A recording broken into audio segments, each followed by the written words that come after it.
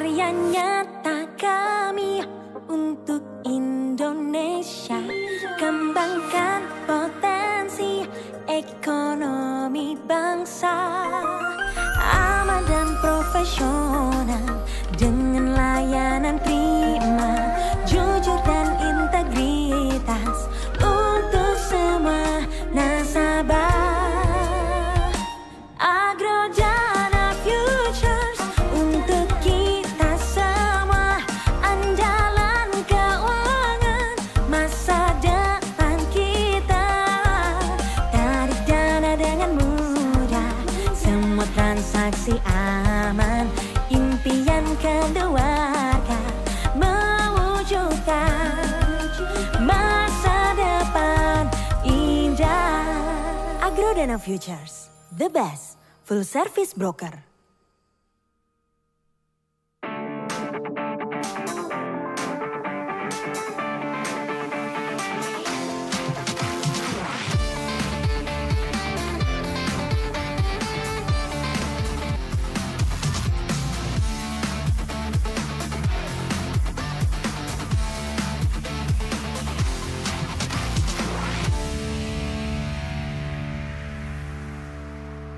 Oke, selamat sore teman-teman. Pasti teman-teman sudah menunggu kehadiran kami untuk live talk show membahas terkait dengan Jackson Hole Symposium. Tapi sebelum itu saya coba lihat dulu di sini siapa saja yang sudah hadir. Di sini ada Mas Ardiansah, kelihatannya ini penggemar setianya YouTube Agrodana. Thank you sudah hadir dan sudah standby dari sejak tadi. Kemudian dari mana nih? Ada dari Bandar Lampung, kemudian dari Bandung. Oke, mungkin Oke, dari teman-teman yang lain ya, kalau misalkan belum hadir, belum standby, silakan nyalakan YouTube-nya. Kemudian kita jangan lupa untuk kita bertanya untuk diskusi untuk hari ini. Ini momen yang sangat menarik ya, momen yang bisa dikategorikan jarang terjadi, tapi ada jadwal yang memang diagendakan khusus ya. Pertama kalau misalkan kita lihat agendanya adalah setiap 6 bulan ya, atau per 6 bulan lah gitu ya, di pertengahan tahun. Nah, saya tidak sendirian untuk kali ini. Seperti yang sudah dijanjikan, ada Pak Tomizu di sini yang mendampingi saya. Beliau adalah direktur kita, direktur Agrodana, kemudian juga guru kita, ya guru yang paling super subitnya juga, karena dari sepanjang bulan Agustus kalau tidak salah ya Pak Tom ya, beliau ini banyak agenda yang harus diikuti. Jadi saya sengaja meminta waktu beliau dan langsung merebut waktu khusus untuk kita di tanggal 25. Nah, kita sapa dulu dengan Pak Tomizu. Halo Pak Tomizu, apa kabar? Baik. Selamat sore semua sobat-sobat Agrodana. Ya, terima kasih sudah meluangkan waktu untuk hadir di acara Jackson Hole Symposium Talk Show kami. Terima kasih. Oke, thank you, Pak Tom.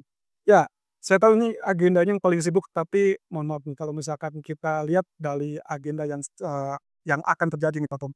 Pertama kan ini kurang lebih dilakukan tanggal 21. Ya, 21 sampai 23 Agustus. Kira-kira ada tips khusus nggak dari Pak Tommy sendiri terkait dengan agenda Jackson Hole Symposium? Ya mungkin ada tips, mungkin apa yang dilakukan oleh trader atau investor untuk saat ini.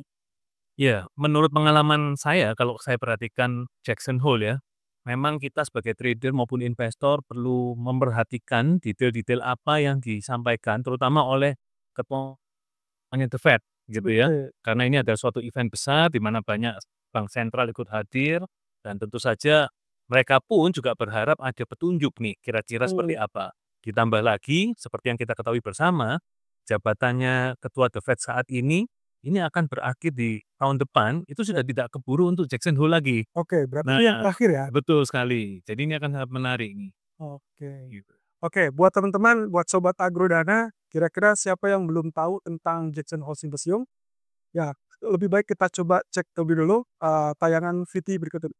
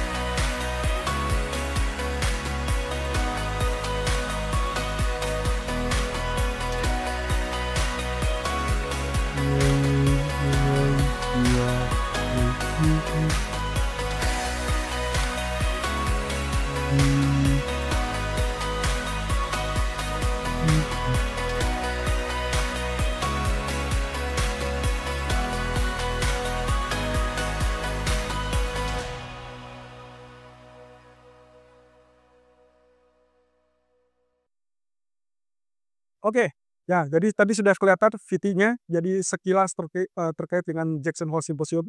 Nama Jackson Hole Symposium sendiri penamanya berdasarkan dari nama tempatnya. Jadi salah satu tempat di Wyoming sana yang dijadikan landasan untuk penamaan. Nah, kenapa dilakukan di Jackson Hole? Kenapa nggak di tempat-tempat keramaian atau yang seperti biasa di FOMC gitu ya? Nah, karena salah satu isyaratnya ataupun yang dilakukan dari Fed atau yang dipilih oleh Fed itu adalah karena posisinya mereka lebih kecenderungannya mempertimbangkan aspek mungkin ketenangan ya. Jadi di sana pertemuannya tingkat tinggi, hampir semua guru bank sentral hadir, termasuk dari media, termasuk dari akademisi. Kemudian mereka akan memberikan semacam pandangan atau tukar pikiran kira-kira dengan topik yang terbaru, terhangat, terkini, disesuaikan dengan kebijakan moneter yang akan dilakukan. Nah, termasuk juga kalau teman-teman lihat dari VT terakhir tadi, ada tayangan di tahun 2010 ya, itu adalah Ketua Fed Ben Bernanke, di mana dia memberikan rekomendasi ataupun pengumuman terkait dengan stimulus. Dan seketika itu market tiba-tiba bergoyah gitu ya, atau bergerak sangat volatile, dan itu yang kita ambil. Jadi selain FOMC meeting, selain non-farm payroll, sebetulnya ada satu agen yang paling penting di setiap tahunnya atau di pertengahan tahun, itulah Jackson Hole Symposium. Nah, cuman masalahnya di sini kita tidak melihat terkait dengan respon market itu hanya 1 hari, melainkan mungkin bisa sampai berbulan-bulan berikutnya. Dan ini kemungkinan besar dan sangat ditunggu untuk saat ini adalah terkait dengan kebijakan bank sentral, yaitu Federal Reserve, terkait dengan suku bunga. Karena kita tahu dari sejak awal tahun 2025 memasuki awal 2025, Fed sama sekali belum menurunkan suku bunga, padahal di tahun lalu, di tahun 2024, itu sempat 3 kali menurunkan suku bunga. Nah, permasalahannya tadi sudah disampaikan oleh Pak Tommy, bahwasanya kondisi saat ini adalah ada tekanan khusus kepada Ketua Powell, yaitu kaitannya dengan penurunan suku bunga. Nah, ini juga sekaligus sebagai pertemuan atau simposium terakhir yang akan diikuti oleh Powell. Nah, kira-kira apakah ini akan menjadikan jembatan ataupun jawaban untuk teman-teman semua, sobat-sobat trader semua, untuk mendapatkan peluang atau tidak? Nah, kira-kira Pak Tommy, kalau misalkan dikaitkan dengan tahun yang lalu, kira-kira apakah kita akan dapatkan peluang yang mirip dengan tahun lalu, Pak Tommy? Iya, jadi kalau misalkan teman-teman perhatikan ya, kita tahu tahun lalu memang Powell itu dengan jelas memberikan hint ya, memberikan tips tentang suku bunga itu akan turun. Dan memang kita lihat Agustus, Jackson Hole pertemuannya, September itu langsung terjadi pemotongan suku bunga oleh The Fed. Itu tahun lalu. Nah, tahun ini, market ini banyak yang saya perhatikan sudah mengharapkan bahwa The Fed juga akan potong suku bunga nih. Nah, tapi sekali lagi, selama ini komentar-komentar dari The Fed selalu mengatakan mereka menunggu data yang lebih jelas, terutama dengan adanya kebijakan tarif yang dilakukan oleh Presiden Trump, di mana ditakutkan kebijakan tarif ini membuat inflasi bisa naik lagi di Amerika. Tetapi kita harus ingat ya, bahwa The Fed ini punya 2 mandat sebetulnya. Jadi yang pertama betul untuk menjaga kestabilan harga, di mana inflasi tidak boleh terlalu tinggi, tetapi The Fed juga memiliki mandat untuk menjaga perekonomian. Maksudnya apa? Pasar tenaga kerja ini jangan sampai terlalu lemah begitu. Nah, Sementara kalau saya pribadi memang melihat Powell selama ini selalu menunjukkan integritasnya, di mana dia meskipun disebut oleh Presiden Trump sebagai Mister Too Late atau yang terlalu terlambat gitu ya, tetapi saya perhatikan Mister Powell ini tetap tenang saja gitu ya. Bahkan ada omongan, "Wah ini bisa dipecat," beliau juga tetap tenang. Bahkan kalau kita lihat, kalau sampai ada omongan Powell dipecat, malah market yang bereaksinya negatif gitu ya. Lalu kemudian Presiden Trump yang akhirnya menyangkal, enggak, saya nggak ada rencana untuk memecat," begitu. Nah jadi, saya yakin dalam pertemuan Jackson Hole kali ini pun, Powell juga akan tetap menunjukkan integritasnya, di mana kalau misalkan menurut dia memang betul belum waktunya untuk turunkan suku bunga, kelihatannya dia juga nggak akan paksakan diri untuk menyenangkan pihak-pihak tertentu. Tetapi kalau misalkan data menunjukkan memang sudah waktunya, saya yakin Powell pun juga akan, melakukan pemotongan suku bunga seperti yang diharapkan oleh pasar. Tetapi bukan berarti dia berada di dalam tekanan, itu pendapat saya. Oke, ya cukup menarik ya. Jadi, belum tentu ini sifatnya berdasarkan tekanan yang bertubi-tubi terjadi pada awal, melainkan dia tetap menjaga integritas dari, bank sentral ya katanya. Oke, saya punya data menarik di sini, ada beberapa slide yang mungkin kita coba, tinjau dari perbandingan 2024. Ini adalah kondisi di tahun 2024, di mana yang tadi sempat dikatakan oleh Pak Tommy, ada sinyal yang lebih eksplisit, yaitu bahwa mereka siap untuk melakukan pemangkasan gitu ya, atau penyesuaian kebijakan di bulan September. Nah mungkin ini kategori yang ditunggu-tunggu oleh para pelaku pasar, karena ini eksplisit, artinya lebih vulgar ya, atau lebih frontal lah.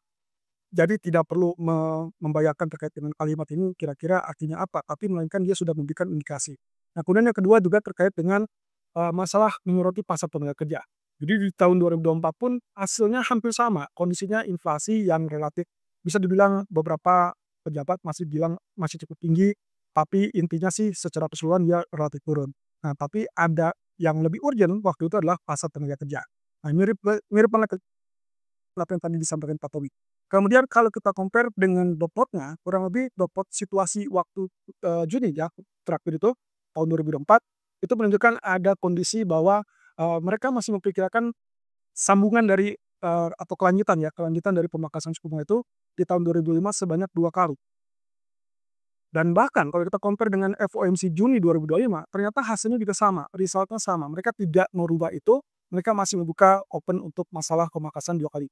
Nah, cuman tinggal masalahnya tadi yang kata ini, kira-kira untuk September ini kita akan dapatkan apa tidak? Atau kira-kira berapa kali sih untuk tahun ini, ya. Nah, kemudian ini yang tadi kita coba sempat singgung terkait dengan tekanan terhadap, Powell dari Mister Trump, kira-kira apakah ini memberikan indikasi akan terjadinya perubahan yang signifikan kepada kebijakan moneter atau tidak? Apakah itu dikaitkan dengan, tekanan atau memang kondisinya memang real berdasarkan data ekonomi ataupun keyakinan dari Powell bahwa situasinya sudah urgent untuk dirubah. Nah, oke. Nah, ini dilema yang kemungkinan akan dihadapi untuk, musim ini atau tahun ini ya, sekaligus mungkin ini adalah penentunya tadi. Nah, bisa dibilang tadi apakah integritasku dipertahankan atau tidak, itu akan kelihatan dari situasi atau sikap dari Powell. Jadi intinya sih kalau misalkan kita lihat teman-teman, di sini ada kondisi di mana mungkin Mister Powell akan playing safe gitu ya. Tapi juga bisa jadi kalau misalkan dia tetap, dengan pendiriannya, maka mungkin dia tidak akan memberikan indikasi terkait dengan pemangkasan secara, eksplisit tadi. Jadi kita akan lihat di sini dalam pertemuan, minggu ini kira-kira Powell akan seperti apa? Apakah dia akan menjaga integritas itu atau kecenderungannya dia playing safe. Nah, oke. Ya, jadi Batam, kalau misalkan, sepertinya nanti kita coba istirahat dulu, kita rehat dulu, kita simpan materi yang lebih menarik ke depan, karena ini akan lebih hangat lagi Batam. Karena ada materi-materi yang mungkin kita share kepada sobat-sobat trader, yang mungkin nggak sabar, di sini sudah banyak komentar-komentar terkait dengan pertanyaannya, gimana nih kalau misalkan Powell-nya masih kekeh gitu ya, kemudian gimana dengan nasib emas? Karena ini kemungkinan, dari kemarin nggak gerak banyak, tapi tiba-tiba, ya mungkin tadi malam ada penurunan gitu ya. Nanti kita akan bahas lebih detail, jadi standby terus di, YouTube channel-nya Agrodana dan juga Facebook Agrodana. Teman-teman silakan, ambil minum dulu, ya nanti kita kembali setelah beberapa pesan berikut ini.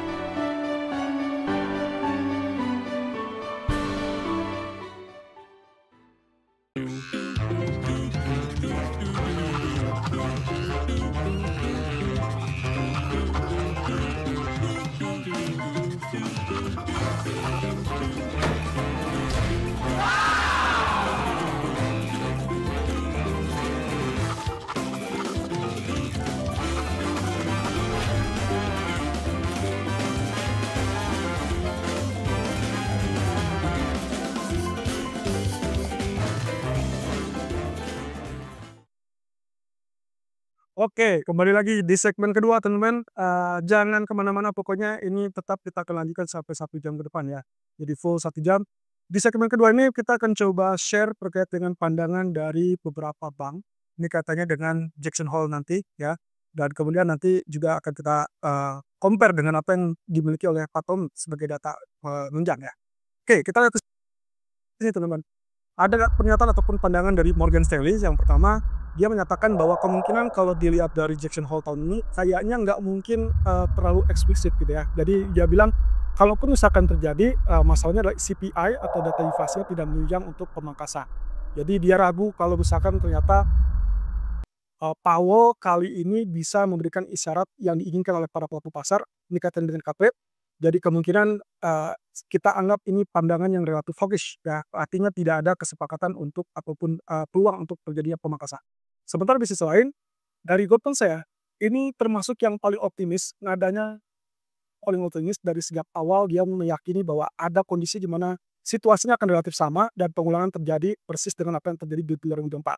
Nah ini sebetulnya sama dengan pandangan kami dari Agrodana, bahwasanya kemungkinan ada peluang untuk pemangkasan mirip dengan sinyal dari 2024. Cuman bedanya mungkin kondisinya adalah mungkin saja tidak langsung di bulan September, melainkan mungkin tergantung dari data ekonomi gitu ya. Tapi Goldman Sachs cukup yakin tahun ini pun kita akan dapatkan pemangkasan sebanyak 3 kali. Jadi September, Oktober, dan Desember. Di sisi lain ada pandangan yang cukup netral dari MUFG. Dia mengatakan bahwa ya tidak akan eksplisit, kemudian mungkin juga balik lagi ke kondisi di mana Powell akan tetap mempertahankan pandangannya karena dia merasa tidak cukup yakin untuk melakukan itu, apalagi kalau kita lihat dari positioning dari data ekonomi gitu ya.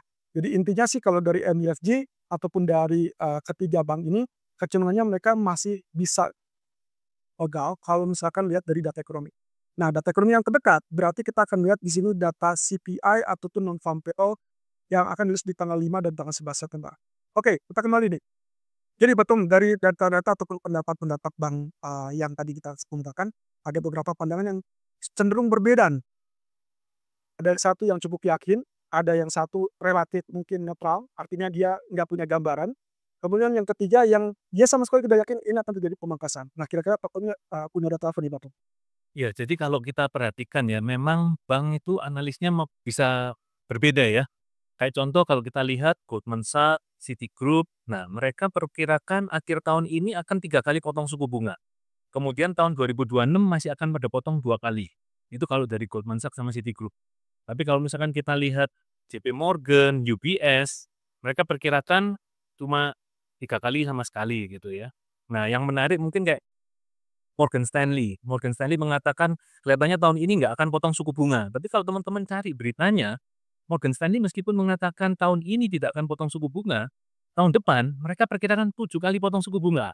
Ini luar biasa sekali nih. Oke, Ini kalau di 2026 berarti ya? betul, itu kalau kita lihat dari analis-analisnya bank ya. Gitu. Tapi kalau saya pribadi, saya sorotin bukan cuma dari angka inflasi, tapi saya melihat data non-farm payroll. Nah, kalau Sobat Agrodana perhatikan data non-farm payroll yang dirilis dari Januari hingga kemarin, ini menarik sekali.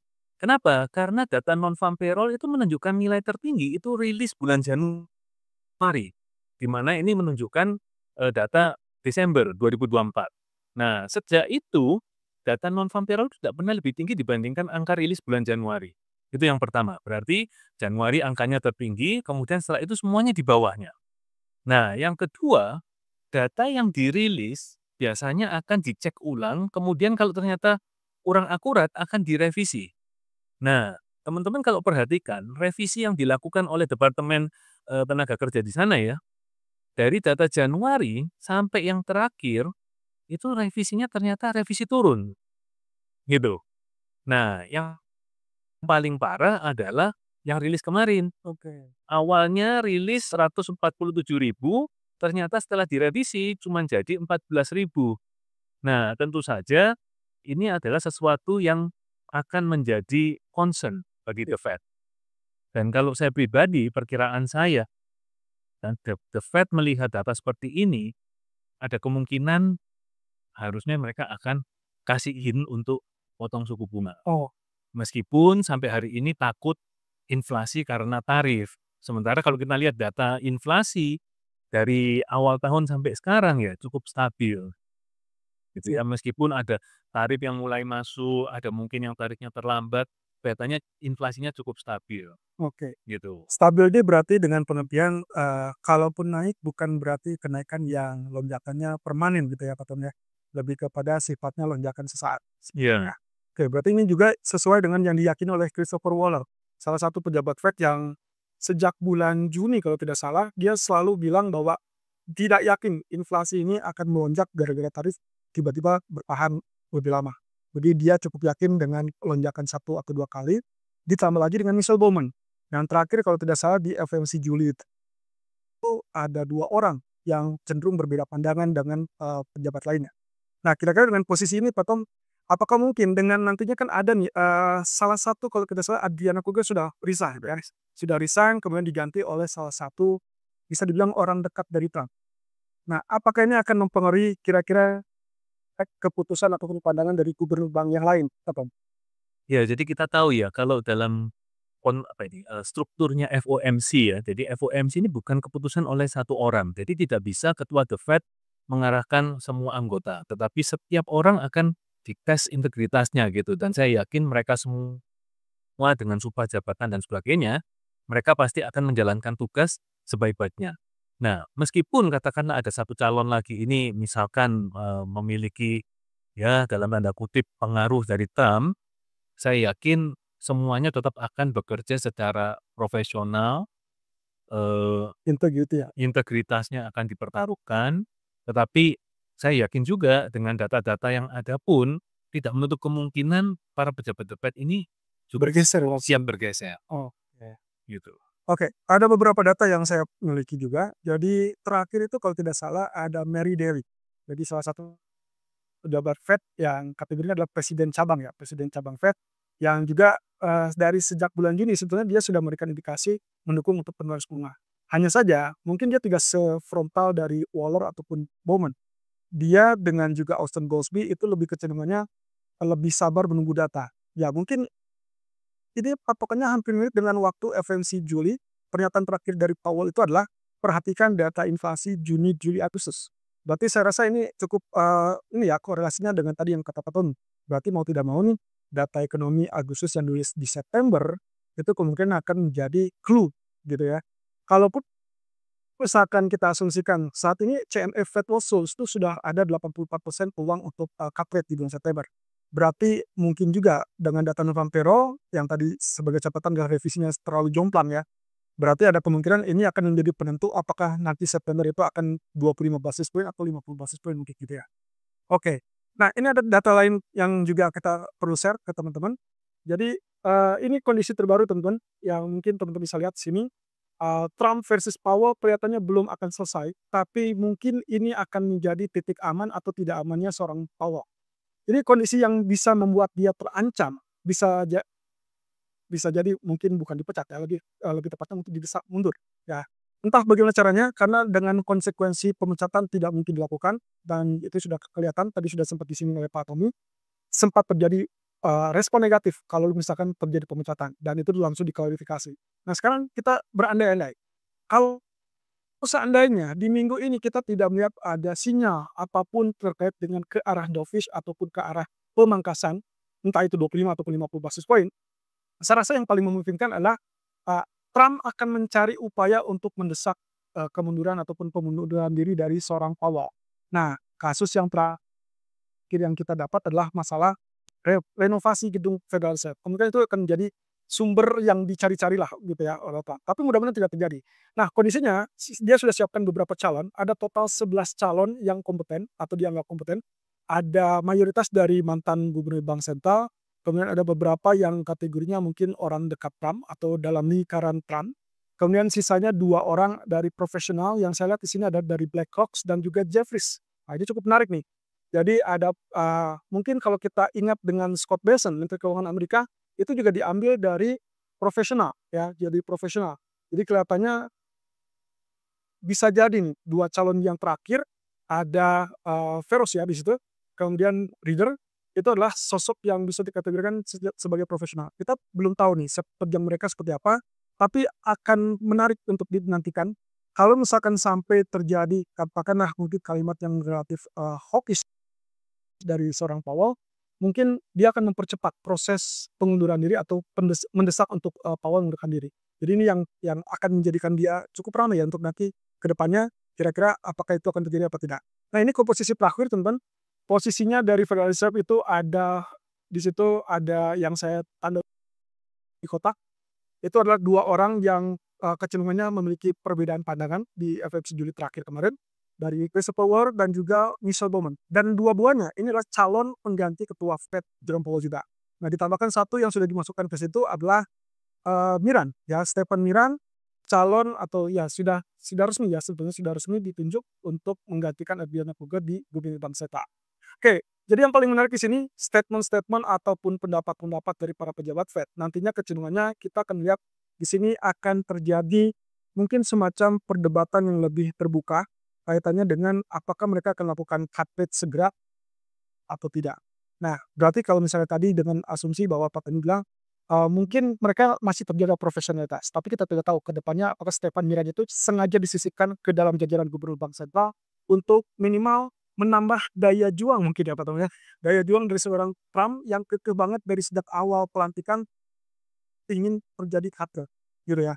Nah, jadi ini mungkin yang akan menjadi pertanyaan besar bagi kita semua, terutama trader-trader dan mungkin sobat trader agrodana juga akan bertanya, kira-kira apakah akan terjadi cut rate apa tidak nih? Karena posisinya dengan data CPI, kemudian data PPI terakhir melonjak katanya.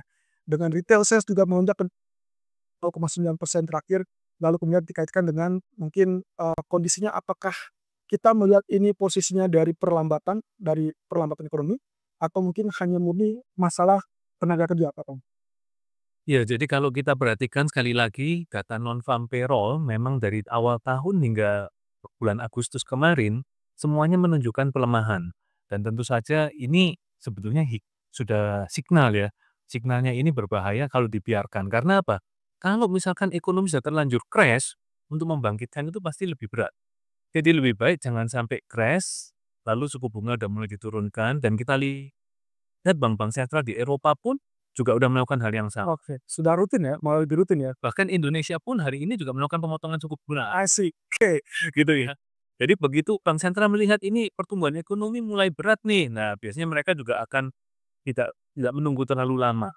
Jadi saya yakin maupun ini Powell katakanlah selama ini disebut Mr. Too Late dan sebagainya, saya yakin Powell tidak akan, ya udah biarin aja mau nyebut aku Mr. Too Late, ya udah biarin ekonomi mau hancur sekalian. Saya yakin Powell tidak akan melakukan hal itu. Kalau memang data menunjukkan sudah waktunya untuk menurunkan, saya yakin dia pun juga akan setuju untuk melakukan pemotongan suku bunga. Jadi saya cukup yakin tetap ada pemotongan suku bunga nih Pak Evan. Oke, berarti kita sama ya Pak. Jadi September siap-siap nih ya, akan terjadi pemangkasan suku bunga. Tidak peduli masalah 50 basis point atau 25 basis point, yang pasti cut rate gitu ya. Yang itu yang paling penting. Yang penting untuk diperhatikan karena saat ini semua trader itu boleh dibilang 80% lebih sudah mengharap cut rate, sehingga komentar Powell ini sensitif. Powell begitu nggak kasih hint untuk cut rate, dianggapnya udah langsung ini hawkish nih gitu ya. Nah, jadi mungkin market bisa akan bergejolak gitu ya ketika komentarnya Powell ini seperti apa gitu. Oke. Ini ada pandangan atau preview terkait dengan Powell ya di Jackson Hole Symposium. Ini apa ya yang sudah kita persiapkan dari divisi riset terkait dengan preview untuk Powell. Oke, kita lihat di sini. Oke, jadi kalau kita lihat dari versi bank, ada versi hawkish, versi dovish, ada versi juga netral. Kita juga kategorikan ada 3 di sini kesimpulannya. Kalau misalkan di sisi hawkish, yang merah itu berarti hawkish. Berarti concern bagi Powell itulah masih masalah tarif ya, inflasi tarif. Jadi dia masih kekhawatirannya, masuk kecenderungannya, wah ini inflasinya kayaknya masih belum selesai. dampak tarik belum kelihatan jelas, masih terlalu dini untuk menyimpulkan bahwa itu adalah lonjakan sementara atau lonjakan satu kali gitu kan. Nah, berarti posisinya ini akan lagi-lagi bergantung pada data CPI. Kemudian yang kedua, kalau misalkan Powell dikategorikan dovish ya, dengan sinyal dovish berarti dia kecenderungannya sudah siap untuk melakukan perubahan suku bunga. Ini kaitannya dengan posisi dari pasar tenaga kerja. Seperti yang tadi yang dikatakan oleh Pak Tommy, itu menyorot kepada data non-farm payroll, termasuk juga revisi-revisi yang terjadi yang cukup ekstrim ya, dari 147.000 menjadi jadi 14.000 sampai berujung ke pemecatan kepala Biro Statistik ya. Oke. Nah, kemudian juga ini kaitannya dengan waktu 2024. Jadi kalau tidak salah di tahun 2024, tadi kita sudah sempat share yang slide awal, bahwa yang terjadi di tahun 2024, ternyata dengan kondisi inflasi yang katakanlah stagnan, waktu itu di 3%-an, kemudian konsekuensi yang terlihat adalah melambatnya ekonomi, kemudian menurunnya data tenaga kerja. Nah, akhirnya yang diputuskan oleh Powell saat itu adalah memberikan kasih untuk pemangkasan. Jadi kita berkaca ke kasus 2024, kemungkinan itu bisa terjadi. Nah, kemudian yang ketiga adalah masalah kalau misalkan dia netral. Nah, sebetulnya ini komposisinya mirip dengan sisi dovish juga. Sebenarnya jadi intinya gini teman-teman. Kalau teman-teman lihat dengan sisi netral, kemungkinan misalkan Powell tidak memberikan indikasi pemangkasan September atau tidak terlalu eksplisit masalah September, sebetulnya yang harus teman-teman perhatikan itu adalah data ekonomi. Karena ini jelas yang dimaksud dengan posisi netral itu berarti Powell itu kecenderungannya tidak terlalu gegabah untuk istilahnya reaction gitu ya, atau reaktif, tapi dia akan tetap menyertakan data ekonomi. Jadi mungkin ini image-nya dari Powell yang tadi yang dikatakan oleh Pak Tommy adalah untuk menjaga integritas dari bank sentral. Artinya, kalau misalkan teman-teman mendapatkan sinyal dovish ataupun sinyal netral dari seorang Powell, jangan buru-buru kecewa dulu. Mungkin respon marketnya akan sedikit berbeda. Kalau dovish dia langsung terbang, misalkan emas ataupun saham dia akan terbang.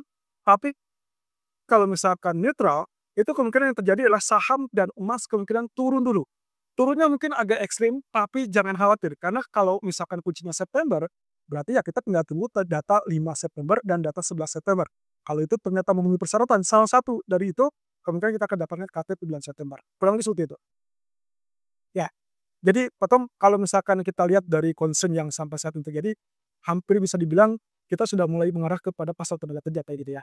Termasuk mungkin perlambatan dari ekonomi, daya beli mungkin. Ya, jadi kalau kita bayangkan ya teman-teman ya, kalau misalkan banyak orang pekerjaannya hilang gitu ya, tentu saja mereka nggak akan berani belanja. Dan begitu nggak berani belanja, kita tahu ekonomi Amerika itu 70% adalah konsumsi. Maka ini akan mempengaruhi pertumbuhan ekonomi. Dan begitu pertumbuhan ekonomi dari Amerika ini akan mempengaruhi ke banyak sektor gitu ya. Jadi saya yakin data tenaga kerja ini betul-betul harus diperhatikan. Oke, siap. Thank you Pak Tommy. Untuk segmen kedua kita selesai, kita break dulu seperti biasa teman-teman untuk memberikan kesempatan kepada teman-teman sekalian, sobat trader, untuk minum dulu, rehat sementara, siapkan lagi catatannya, siapkan lagi fisiknya. Mungkin kita akan kembali ke segmen ketiga yang jauh lebih hangat lagi. Dan standby terus di channel YouTube Agrodana dan juga Facebook Agrodana Futures.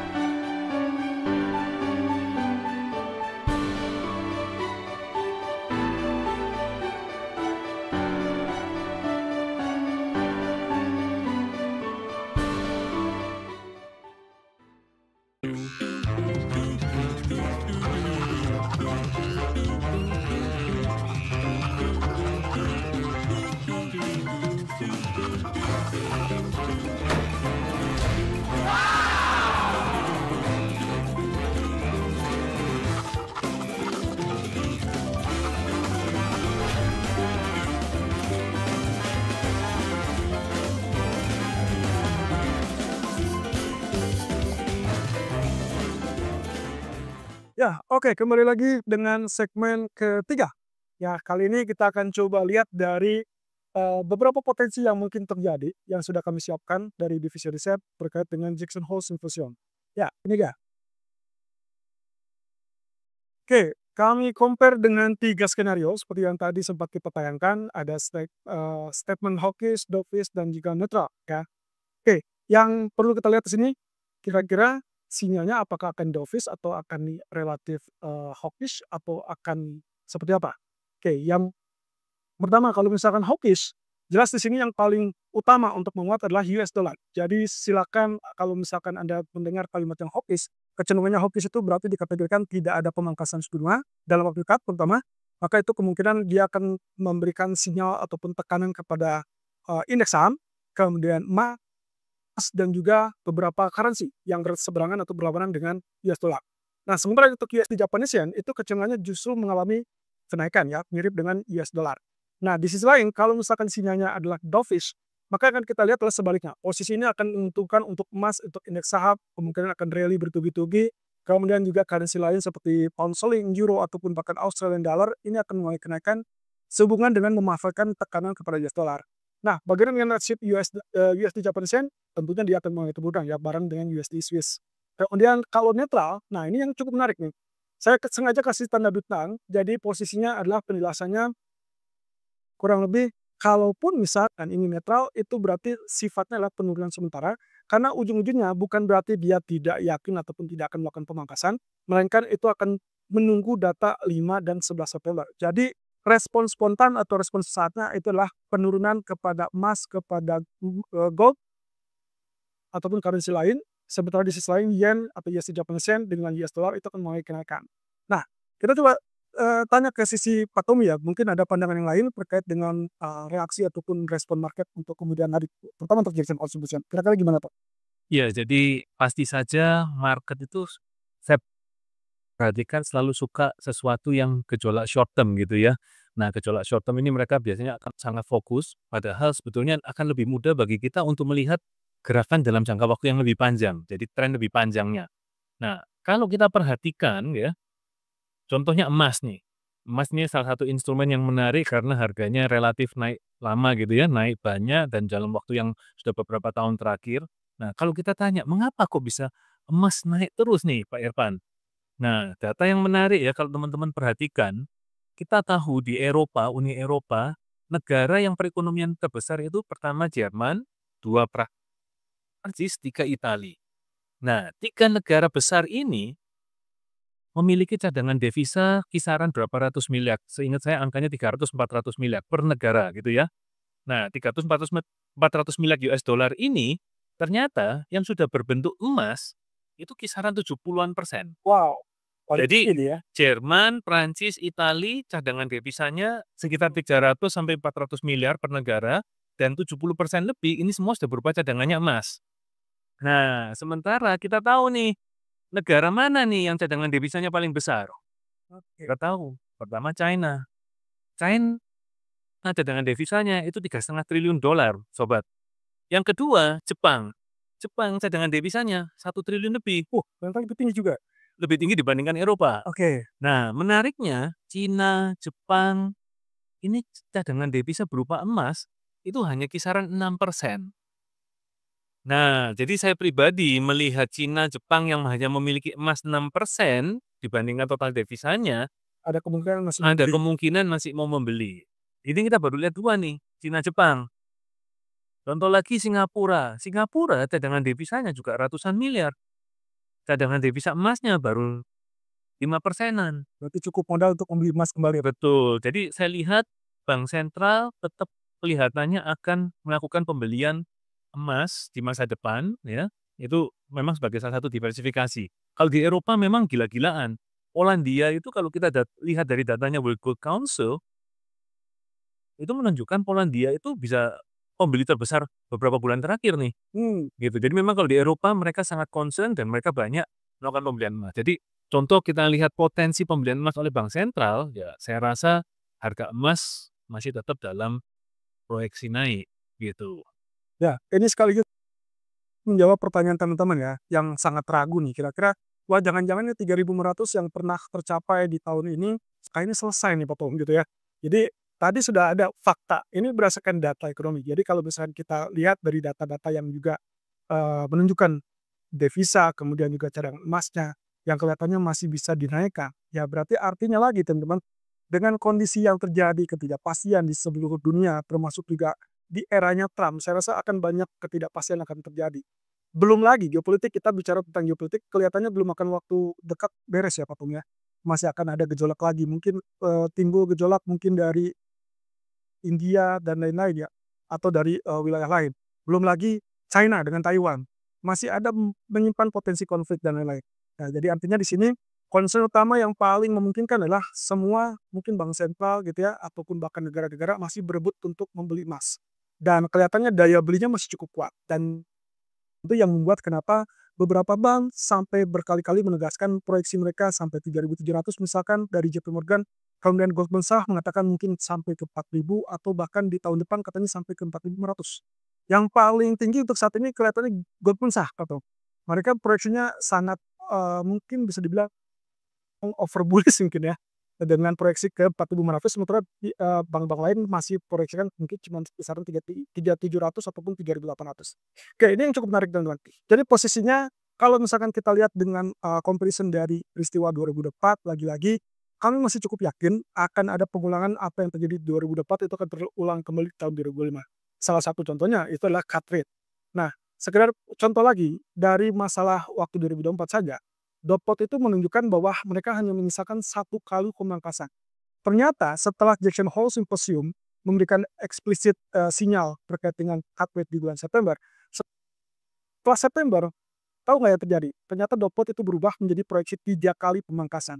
So, kalau misalkan ternyata awal dalam kondisi yang saat ini merilik kepada masalah pasar tenaga kerja, maka konsep yang paling utama adalah ada proyeksi 3 kali cut rate itu bisa terjadi. Belum lagi dari proyeksi yang sampai saat ini, FOMC Juli itu terakhir adalah pemangkasan masih terbuka untuk 2 kali. Jadi ya 3 kali saya rasa nggak masalah. Belum lagi yang tadi kata Pak Tonu, Morgan Stanley itu memang dia tidak melihat ada pemangkasan di tahun ini, tapi 2026 mereka menyimpan 7 kali gitu kan. Jadi ini adalah opportunity yang sebetulnya masih terlihat cukup optimis, terutama kalau misalnya kita lihat dari beberapa grafik berikut ini mungkin outlook yang cukup menarik ya buat teman-teman. Ke depan apakah masih ada peluang untuk kenaikan atau penurunan? Oke, kita lihat tayangan berikut. Oke, ini adalah grafik dari outlook untuk minyak. Berhubung memang kondisinya mereka lebih concern kepada menyelesaikan perang, kemudian produksi yang lebih banyak, kemudian juga dari Amerika juga tercatat sampai saat ini menjadi produsen besar, mengalahkan Arab Saudi malah gitu ya.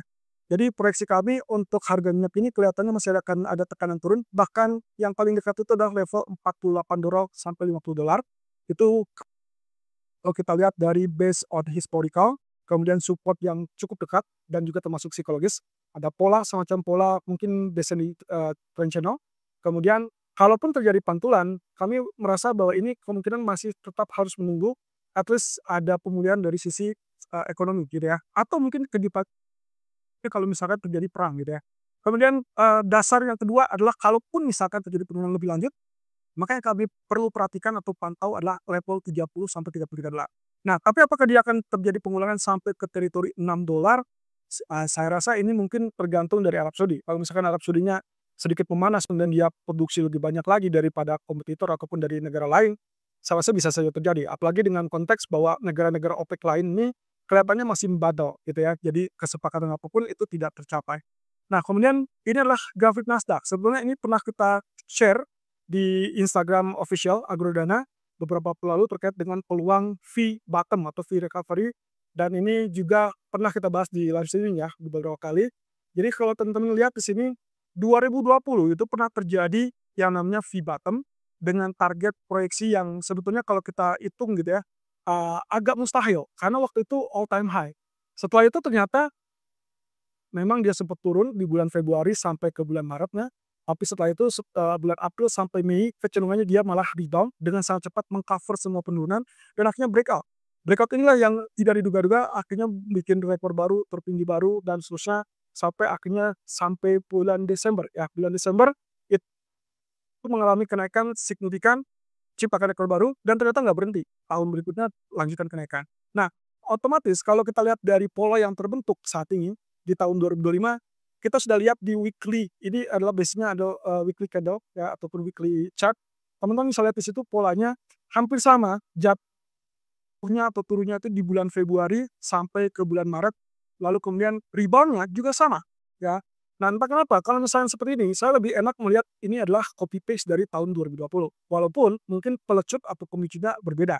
Situasi untuk saat ini bisa diartikan mungkin market melihatnya ada concern untuk masalah cap rate. Nah, lagi-lagi teman-teman, kalau cap rate saja belum muncul ternyata dia sudah naik, maka Anda bisa bayangkan kalau misalkan ini terjadi cap rate betul-betul di bulan September, Oktober, dan Desember, maka proyeksi seperti 2020 itu terjadi pengulangan persis banget dan targetnya untuk Nasdaq ini kurang lebih akan mencapai level 28.000.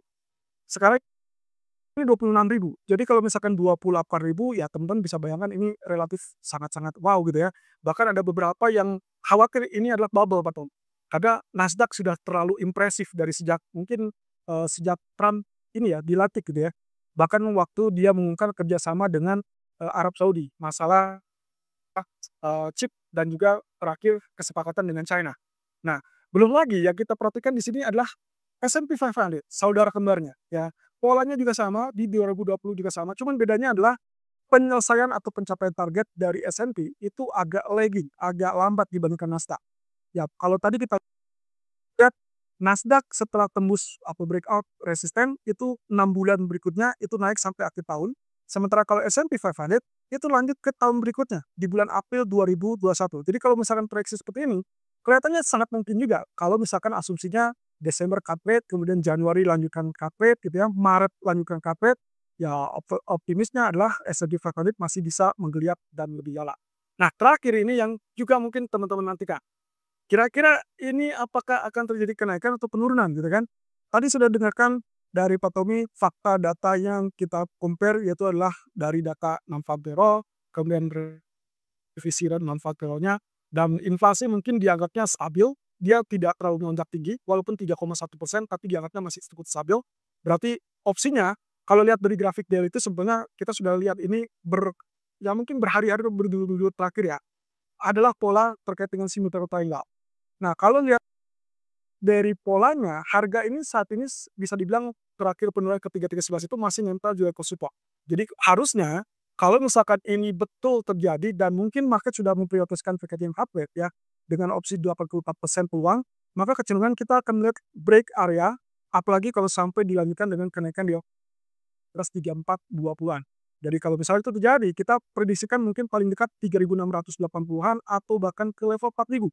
Jadi condongnya adalah kalau misalnya Bursa bilang 4.000 dan 4.500, saya rasa ini jawaban kenapa Bursa cukup optimis mencapai ke 4.000 ya. Dan di grafik weekly pun ada area yang sama. Kalau kita hitung ulang berdasarkan Elitrif dan lain-lain, nah mungkin ini strateginya teman-teman. Kalau misalnya ternyata sampai akhir pekan ini ternyata didapatkan sinyal yang relatif netral dari Powell, yaitu tidak memberikan isyarat tentang September, tapi dia memberikan isyarat mungkin akan terjadi cut rate, tapi penurunan itu kemungkinan akan terjadi paling jauh 2.800. Itu paling jauh ya teman-teman. Tapi setelah itu ada kemungkinan dia naik karena cut rate di bulan September yang hampir bisa dipastikan 80% akan terjadi. Oke, jadi grafik yang seperti ini teman-teman posisinya yang teman-teman nantikan, tunggu-tunggu.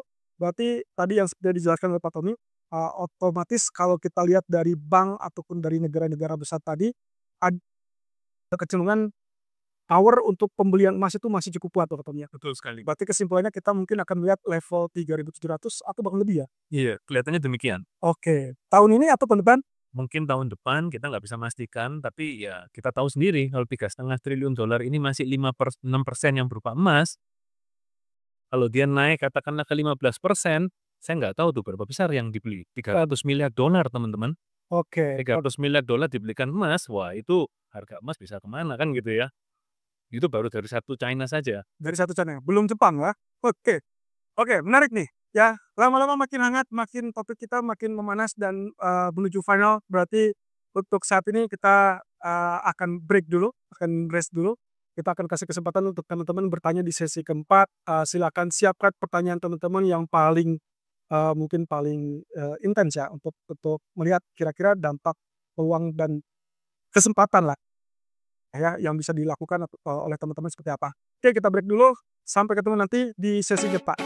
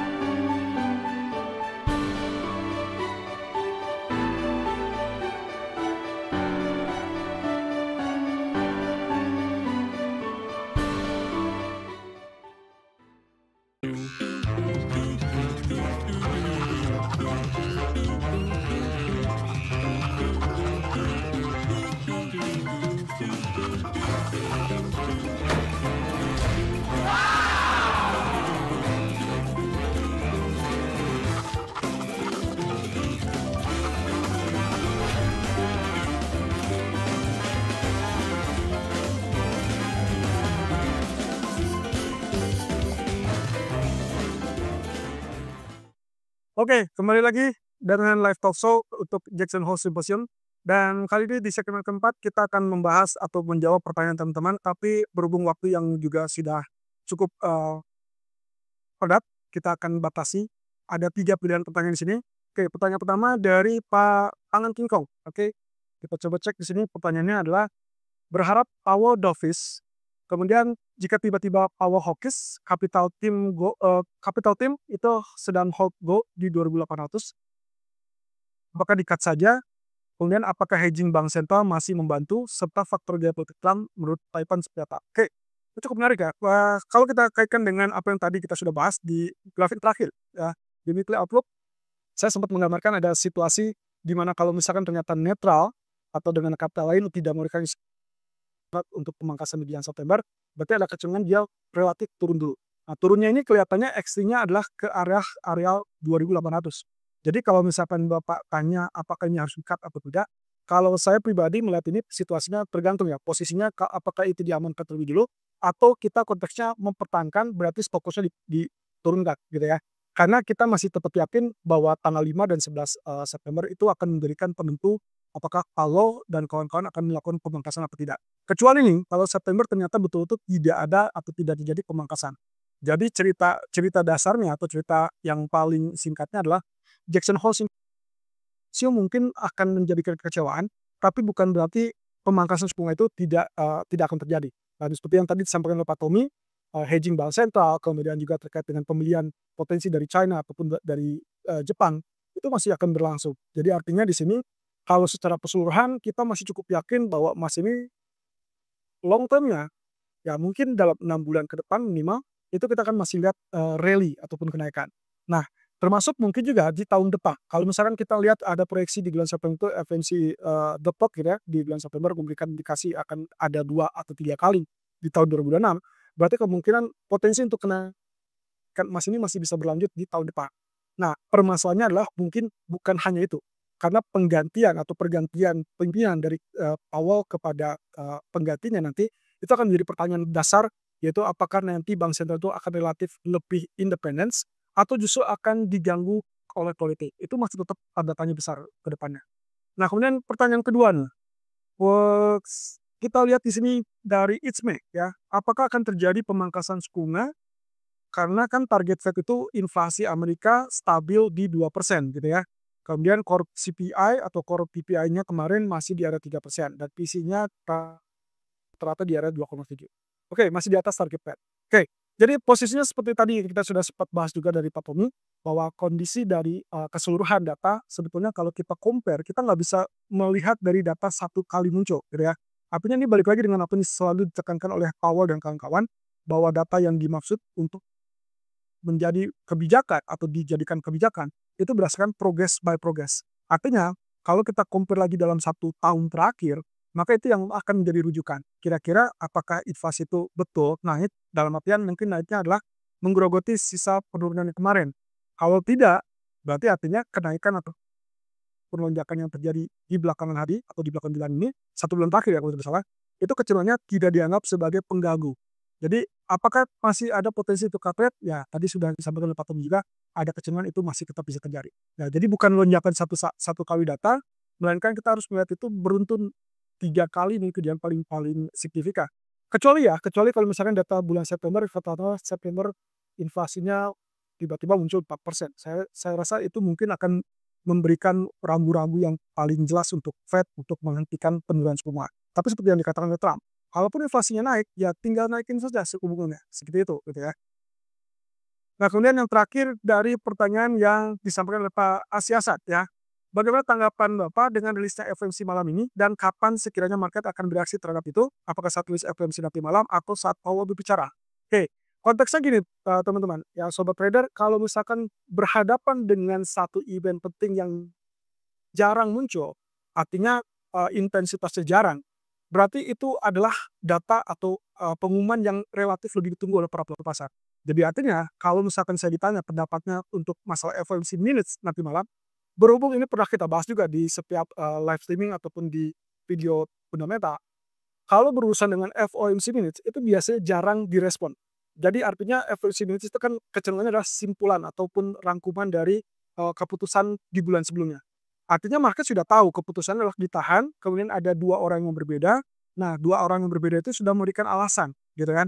Nah, artinya di sini kalau kita kaitkan lagi kebetulan benturannya dengan Jackson Hole Symposium, maka saya rasa kita tidak akan melihat respon apapun di FOMC minutes nanti malam. Kurang lebih seperti itu Pak ya. Jadi Jackson Hole Symposium semua akan fokus di sana dan seperti yang tadi disampaikan juga Pak Kobizu, bahwa ini adalah indikasi kemungkinan kecenderungannya Powell di simposium terakhirnya mungkin tidak akan memberikan kesan dia lemah, kemudian dia bisa diganggu secara politik, melainkan dia mencoba untuk membatasi atau menunjukkan integritas dari Fed itu sendiri. Supaya apa? Supaya penggantinya nanti itu nggak direcokin oleh Donald Trump. Kurang lebih seperti itu ya Pak Tony? Setuju. Oke. Ya, saya rasa cukup sekian teman-teman. Waktunya sudah cukup panjang juga. Kita sudah fokus dengan Jackson Hole Symposium. Kesimpulan yang saya bisa sampaikan di sini adalah bahwa dari setiap event yang ada, Jackson Hole Symposium ini akan menjadi semacam mungkin dapur racikannya bank sentral. Tidak hanya Federal Reserve, tapi di situ juga ada bank sentral lain. Ya, contoh dari Bank of England, kemudian ada ECB, kemudian ada BOJ. bahkan sangat memungkinkan kalau misalkan Fed memberikan indikasi cut rate, mungkin juga BOJ akan mengikuti dengan kenaikan suku bunga, gitu ya Pak Tom ya. Posisinya kita tinggal tunggu aja apakah indikasi dari BOJ itu cukup kuat untuk menaikkan atau tidak gitu ya, dari secara ekonomi. Nah kemudian yang kedua adalah masalah posisi dari Powell. Kita belum tahu ujungnya akan kemana, apakah akan dipecat atau mungkin didesak mundur. Tapi yang jelas satu poin yang tadi disampaikan Pak Tommy, kelihatannya untuk pemecatan tidak mungkin. Ya, pemecatan tidak mungkin, itu kasusnya mungkin related dengan konsekuensi hukum. Kemudian juga kita sudah lihat 2 bulan yang lalu, 3 bulan yang lalu, respon marketnya tidak enak, gitu ya. Itu akan lebih membahayakan dari ekonomi Amerika. Dan saya rasa Trump pun tidak mau sekonyong-konyongnya membuat ekonomi sendiri ambruk, gitu ya Pak Tom. Jadi kemungkinannya sangat tipis. Tapi mendesak untuk mundur bisa nggak? Bisa. Kalau lihat di kasusnya 1955 atau 1970-an, itu pernah terjadi, Gubernur Bank Sentral atau Ketua Fed-nya saat itu didesak mundur. Kalau tidak salah itu kasusnya adalah waktu perang. Ya, jadi mau tidak mau presiden saat itu menuntut untuk diturunkan suku bunga supaya bisa meminimalisir tingkat utang. Nah ini cukup menarik. Jadi posisinya hampir sama sebetulnya dengan desakan itu meminta untuk diturunkan suku bunga. Nah, kemudian yang terakhir adalah, ya ini adalah penutupnya juga, posisinya adalah kita akan melihat kemungkinan apakah di akhir tahun ini semua market akan rally atau akan ambruk, itu akan bergantung kepada kebijakan Bank Sentral. Oke, saya rasa cukup sekian. Pak Tom, thank you kehadirannya. Terima kasih. It's a pleasure with you. Ya, kalau misalkan nanti ada kesempatan lagi, mungkin kita akan lakukan bincang-bincang lagi, Pak Tom. Mungkin yang paling cepat kita akan lihat apakah yang kita bincangkan untuk saat ini terjadi apa tidak, realitanya akan seperti apa. Thank you. Oke, ya, oke teman-teman, kalau gitu saya pamit undur. Saya dengan Pak Tomizo, thank you atas kehadirannya, dan silakan buat teman-teman yang juga sudah melakukan transaksi ataupun mungkin belum melakukan transaksi, silakan Anda bisa hubungi kami di IG official ataupun bahkan email ya. Silakan kontak ataupun bahkan mungkin teman-teman sudah punya kenalan dengan tenaga pemasaran kami, silakan hubungi. Dan jangan lupa apapun tradingnya semua akan bergantung kepada informasi dari AgroDana Futures Official. Saya Irfan, salam cuan.